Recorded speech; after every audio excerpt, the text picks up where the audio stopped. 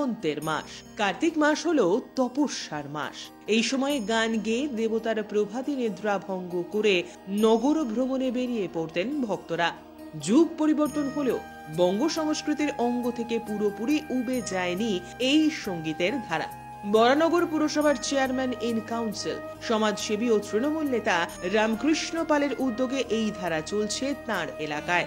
বহু বছর ধরেই সেই রেওয়াজ ধরে রেখেছেন তিনি। কার্তিক মাসের শেষে মল্লিক কলোনি শিব মন্দির কমিটি প্রভাতী নগর সংকীর্তনের আয়োজন করে, যার অভূতপূর্ব সাড়াও মেলে এলাকার প্রতিটি বাড়ি থেকে। সেই সঙ্গে চলে গোটা কার্তিক মাস জুড়ে নানা ধর্মীয় অনুষ্ঠান, বিশেষ পূজার্চনাও। মাসের একেবারে শেষে হয় দুস্থদের কম্বল এবং বস্ত্রদানের অনুষ্ঠান।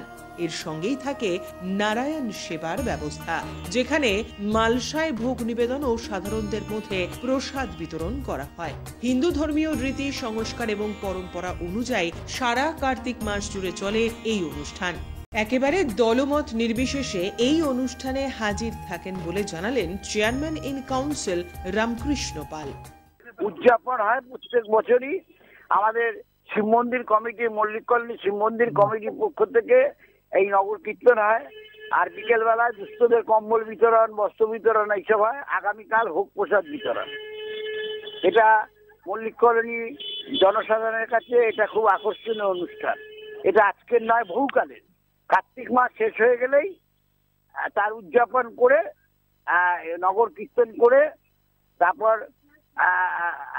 আরো একটা আকর্ষণীয়, পুরো এক মাস জুড়ে পুরো পাড়ায় নগর কীর্তন হয় ভোরবেলায় 4টে থেকে। আবার এক একজন বাড়ির লোকেরা তা এই নগর কীর্তনে যারা অংশগ্রহণ করে, কেউ চা খায়, কেউ বিস্কুট খায়, কেউ মিষ্টি খায়। প্রত্যেক দিন এই পরিকল্পনা থাকে।